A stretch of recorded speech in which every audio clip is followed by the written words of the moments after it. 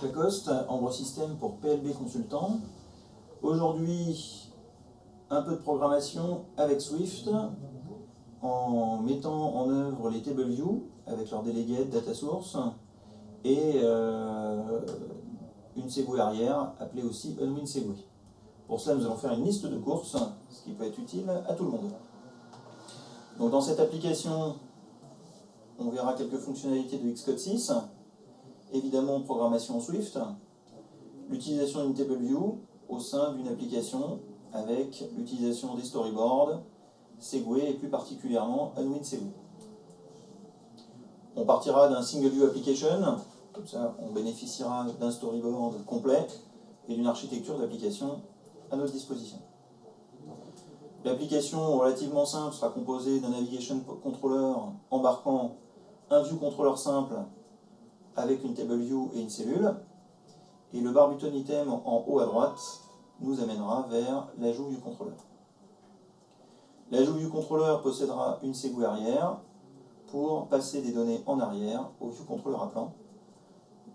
Pour cela, il construit une sorte de pont entre les deux view controllers qui nous permet de passer les données. Les différentes classes utilisées, l'AppDelegate, qui sert pour le démarrage de l'application, l'élément à faire, qui servira à la manipulation, le premier view controller possédant la TableView et l'ajout view controller. Dans la partie programmation, nous détaillerons les méthodes delegate et data source de la TableView et les différents tests. Donc, nous démarrons Xcode, un nouveau projet de type Single View Application, liste de courses de type Swift. On va le placer sur le bureau. Nous allons créer nos propres classes. Une classe, chose à faire, de type NSObject, en Swift bien sûr. Une classe route view controller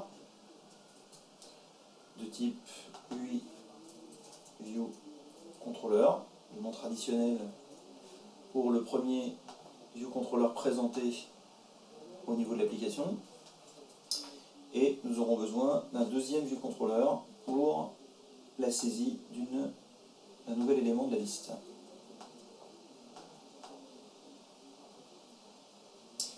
Dans le storyboard, le premier view controller que nous allons embarquer, Editor Embed In Navigation Controller. Donc on l'embarque dans un Navigation Controller pour bénéficier des effets de transition. Et le second view controller, qui servira pour l'ajout, on place à côté. Le premier view controller sera associé à la classe route view controller. Il possédera donc la liste des éléments, la liste étant une TableView.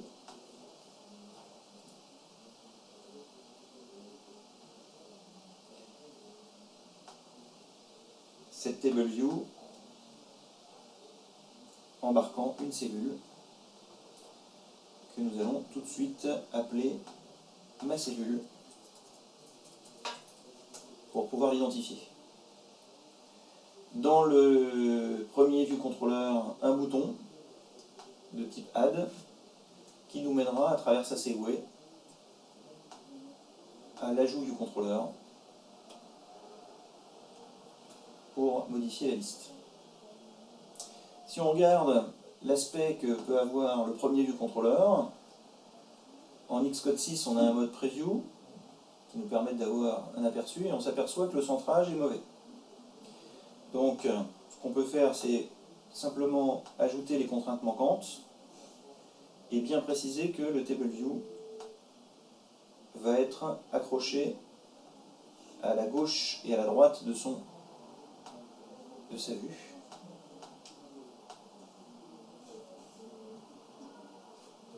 de cette façon-là. Bien, dans le code,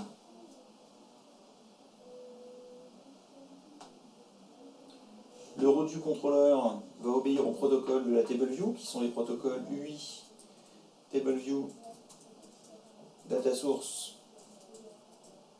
et UI, TableView, Delegate. Dans la classe root view controller, il nous faudra donc un outlet sur la TableView, qui peut être construit depuis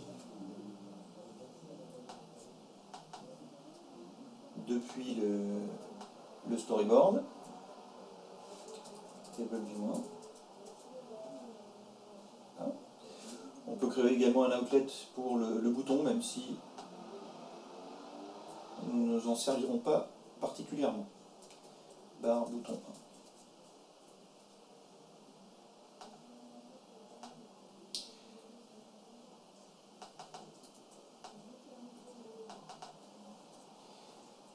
Les méthodes, la méthode de remplissage de la liste. Donc nous allons créer une liste appelée liste 1 de type NS Mutable Array. Et nous allons initialiser cette liste avec des choses à faire. Des choses à faire, donc la classe choses à faire va être composée des éléments suivants, une chaîne de caractères pour identifier le nom de la chose à faire, un booléen permettant de savoir si cette chose a été effectuée ou non, et une date de création. Dans le root view controller Swift, donc le chargement de ces choses qui sera déclenché par l'arrivée dans le view controller, dans le view did load.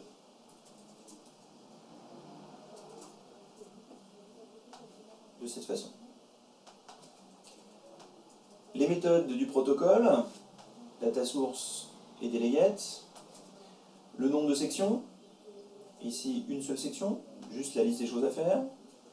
Donc la méthode, la fonction number of sections in TableView peut être appelée et ramène 1, qui est un integer, qui est la valeur attendue. Ensuite le nombre de lignes dans la section. Donc on prend la liste et on peut faire appel à sa propriété, à sa fonction count. Et enfin, le remplissage de la cellule à proprement parler. Donc ici, on a en réalité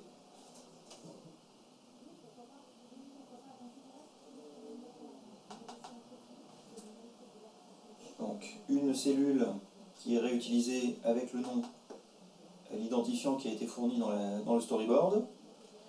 Ensuite, on récupère l'objet chose à faire se trouvant à l'indice de la liste. Et dans cette chose, on va récupérer son nom. Et en fonction du booléen, on affichera ou non la petite marque à gauche de la TableView. On vérifie dans le storyboard que la TableView a bien ces deux protocoles associés aux deux viewcontrollers. Et on peut déjà tester sur un iPhone 6 le résultat.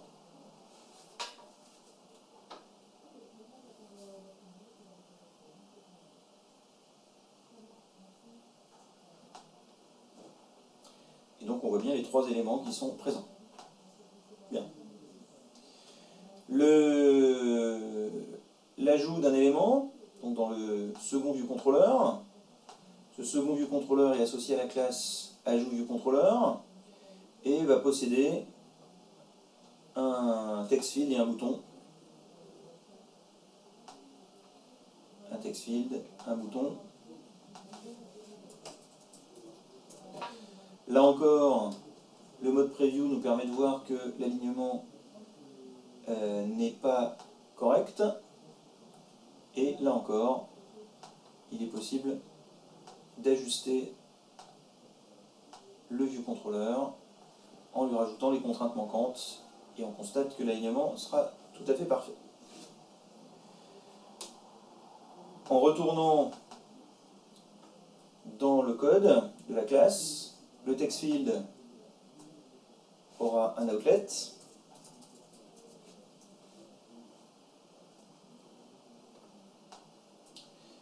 Là. Et il ne nous reste plus qu'à ramener l'information dans le premier viewController. Pour ce faire, le premier viewController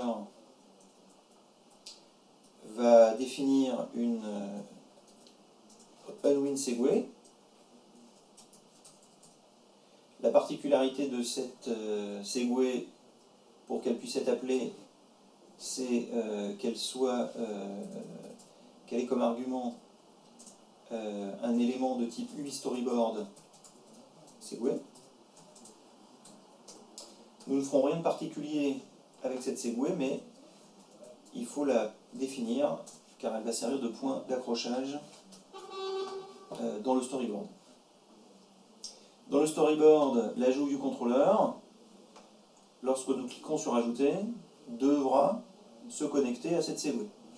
Et donc quand on relie le bouton au petit élément Exit du doc, le storyboard remonte la hiérarchie des viewControllers et nous donne toutes les fonctions qui ont comme argument un élément qui a comme type UIStoryboard segue. Donc là on a notre tour de segue. Très bien. Graphiquement, dans la partie centrale du canevas, rien n'est visible, mais dans la liste du détail de la scène, on voit bien le unWinSegue. On va même lui donner un nom. Dans ce ajout viewController, on intercepte la segue. Et donc en surchargeant le prepare for segue, lorsqu'on va tomber sur la segue 1, qui est donc la segue retour, on va récupérer le champ texte du text field, l'associer à une nouvelle chose à faire. Donc on va créer ici une nouvelle chose à faire.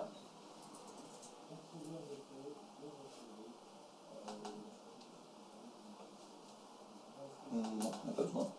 Il est déjà créé ici.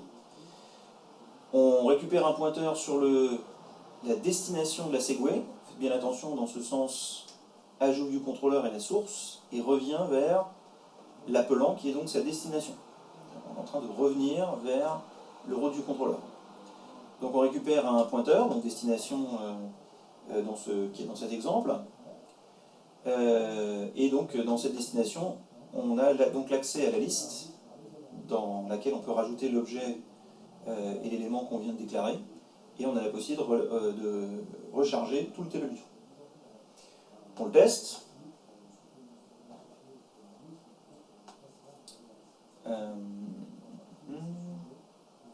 On va le déclarer là-haut.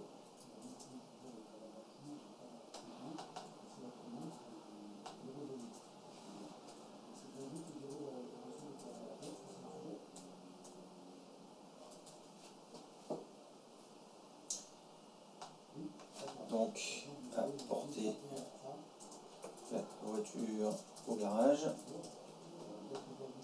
Donc l'élément est apparu. Dernière petite chose, dans le root du contrôleur, on peut implémenter le swipe to delete. Donc le swipe to delete est composé de 3 parties. La première, la fonction canIDThrough@indexPass, dans laquelle chacune des cellules va passer et qui va permettre donc l'édition de cette cellule, en l'occurrence l'édition pour la destruction. Donc là on retourne comme booléen true pour chacune des cellules. Lorsque le swipe to delete va être détecté, une chaîne de caractères va apparaître. La chaîne de caractères est libre et on l'implémente avec la fonction title for delete confirmation button for row@indexPass. Et par exemple on peut écrire suppression, ce sera très bien. Et enfin en sortie, donc une fois qu'on a appuyé sur suppression, si jamais on refait le swipe en sens inverse, rien ne se produira, mais que lorsqu'on appuie sur suppression, la fonction commitEditingStyle est appelée, et comme on vient d'un style delete, on va pouvoir supprimer l'objet qui est à l'index donné et recharger la TableView, tout simplement. Donc on vérifie le résultat.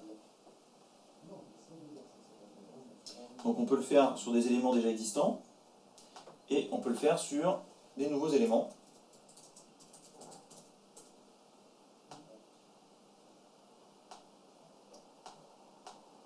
De cette façon-là. Et bien ce sera tout pour aujourd'hui. Vous pouvez nous retrouver sur le site de plb.fr et vous inscrire aux formations Swift Programmation. Programmation sous iOS 8, iPhone, iPad et OS X. Une formation de 3 jours. Une formation iPhone, iPad Programmation iOS 8 en Swift uniquement sur les appareils iOS. Et une formation iPhone, iPad Programmation avancée iOS 8 en Swift, où il est plus question de push, IAL, etc. De 4 jours. Bonne journée et au revoir.